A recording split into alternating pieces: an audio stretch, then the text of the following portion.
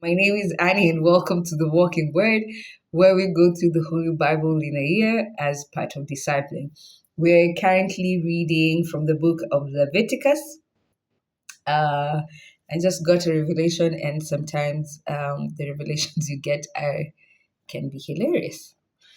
We're reading from the book of Leviticus, chapter 13, and chapter 13 is about leprosy. Mhm. The Lord said to Moses and Aaron, if someone has on his skin a scab, a pustule, or a blotch, which appears to be sore of leprosy, he shall be brought to Aaron the priest, or to one of the priests among his descendants, who shall examine the sore on the skin. If the hair on the sore has turned white, because you remember we have follicles, hair follicles on our skin. If the hair has turned white, and the sore itself shows that it is penetrated below the skin, it is indeed the sore of leprosy. The priest, on seeing this, shall declare the man unclean. If, however, the blotch on the skin is white, which does not seem to have penetrated below the skin, okay, like a whitehead, maybe, I don't know, nor has the hair turned white, the priest shall quarantine the stricken man for 7 days. On the seventh day, the priest shall again examine him. If he judges that the sore has remained unclean and has not spread on the skin, the priest shall quarantine him for another 7 days, and once more examine him on the seventh day. If the sore is now dying out and has not spread on the skin, the priest shall declare the man clean. It was merely eczema. Okay. The man shall wash his garments and so become clean. But if, after he has shown himself to the priest to be declared clean, the eczema spreads at all on his skin, he shall once more show himself to the priest. Should the priest examine, finding that the eczema has indeed spread on the skin, he shall declare the man unclean. It is leprosy. Um, Let me just say something about eczema really quickly. Some of these hereditary diseases we get, eczema, diabetes, anything that shows on your generational bloodline. I like calling it family line because we know at some point you have to cut yourself off from any negative flow within your bloodline. Many of these things can be treated through prayer and fasting. Things like eczema, especially when you see them flare up when someone is a child. Yeah, there's some which are stress induced that come later on in life. But if you can take it upon yourself, you can literally pray out yourself out of eczema. And I'm a testament for that for me and my family. Yeah. So just do examine the eczema. If it has gone for over a year and you're doing exactly what the doctor tells you and it's not bearing fruit, if you of course are drinking water, because many skill ailments disappear just by drinking water, to be honest. But if you see, especially on a child, where it is persistent, please do make an effort to pray and fast for it and ask the good Lord to get rid of it. Okay. When someone is stricken with leprosy, he shall be brought to the priest. Should the priest, on examining him, find that there is a white scab on the skin, which has turned the hair white, and that there is raw flesh in it, it is skin leprosy that has long developed. The priest shall declare the man unclean without first quarantining him, since he is certainly unclean. If the leprosy breaks out of the skin and has, as far as the priest can see, over covers all the skin, the stricken man from the head to the foot, should the priest then, on examining him, find that the leprosy does cover the whole body, he shall declare the stricken man clean. Since it has turned white, the man is now clean. Okay, so once it dries out, the priest can now declare the man clean. Okay. But as soon as the raw flesh appears on him, he is unclean again. On observing the raw flesh, the priest shall declare him unclean, because raw flesh is unclean. It is leprosy. If, however, the raw flesh turns white, he shall return to the priest. Should the latter, on examining him, find that the sore has indeed turned white, he shall declare the stricken man clean, and thus he will be clean. If a man who had a boil on his skin, which later healed, should now, in the place of the boil, have a white scab or a pink blotch, he shall show himself to the priest. If the latter, on examining, sees that it is deeper than the skin, and that the hair has turned white, he shall declare the man unclean. It is the sore of leprosy that has broken out in the boil. But if the priest, on examining him, finds that, this is a long chapter, so we'll bear, finds that there's no white hair in it and that it has not gone deeper than the skin and is already drying out, the priest shall quarantine him for 7 days. If it is then spread on the skin, the priest shall declare him unclean. The man is stricken. But if the blotch remains in the place without spreading, it is merely the scar of a boil, an abscess, yeah? The priest shall therefore declare him clean. If a man had a burn on his skin and the proud flesh of the burn now becomes a pink or white blotch, the priest shall examine it. If the hair has turned white on the blotch, and this seems to have penetrated below the skin, it is leprosy. Oh man, that has broken out in the burn.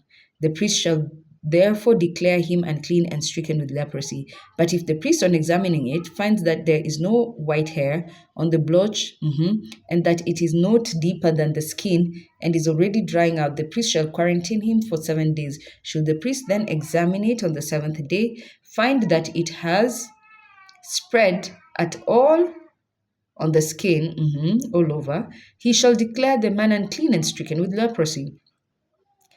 But if the blotch remains in its place without spreading on the skin and is already dying out, it is merely the scab of the burn. Okay, so you're just healing. The priest shall therefore declare the man clean, since it is only the scar of the burn. When a man or a woman has a sore on the head or the cheek, should the priest, on examining it, find that the sore has penetrated below the skin and there is fine yellow hair on it, the priest shall declare the person unclean, for this is a scurl.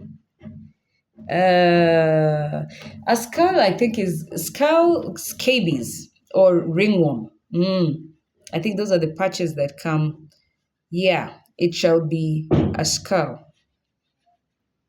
some form of ringworm, a leprous disease of the head or cheek. Yeah. If the priest, on examining the skull sore, finds that it has not penetrated below the skin, though the hair on it may not be black, the priest shall quarantine the person with skull for 7 days, and on the 7th day again examine the sore.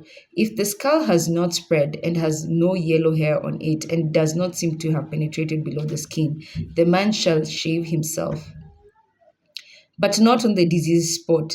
Then the priest shall quarantine him for another 7 days. If the priest, when examining the skull on the 7th day, finds that it has not spread on the skin and that it has not penetrated below the skin, he shall declare the man clean. The latter shall wash his garments, and thus he will be clean.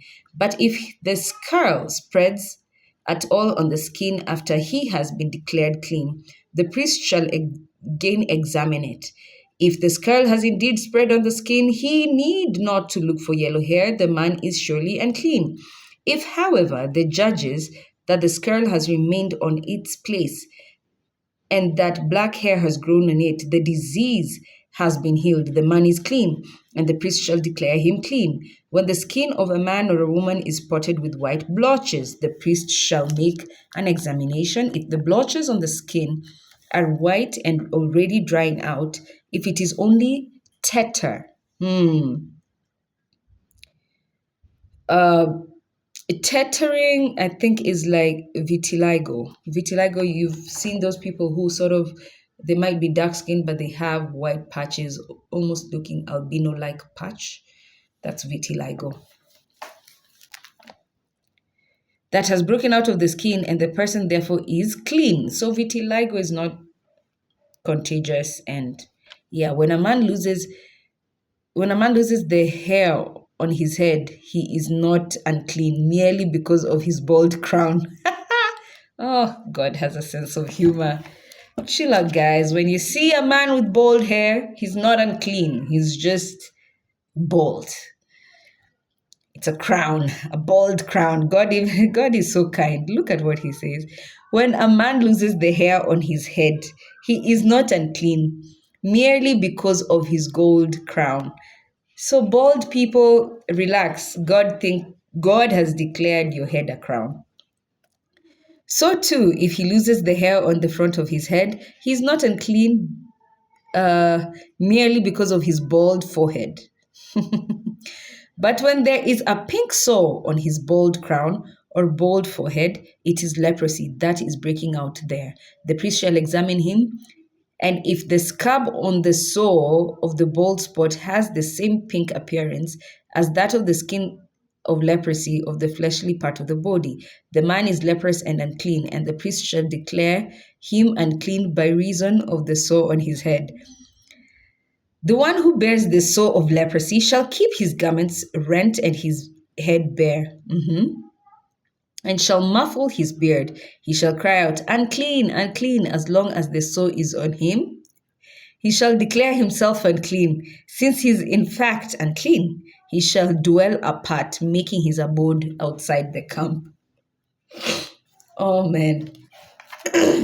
Oh, thank you, Jesus, for the gift of the cross. Thank you. Thank you. Thank you. Can you imagine walking with a boil on your head, and as you're walking down the street, you have to keep on shouting, unclean, I am unclean.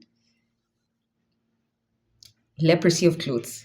When a leprous infection is on a garment of wool or on linen, this is why you don't share clothes with people, just generally, or on woven or knitted material of linen, or wool, or on hide, or anything made of leather, if the infection on the garment or hide, or on the woven or knitted material, or on any leather article is greenish or reddish, the thing is indeed infected with leprosy and must be shown to the priest.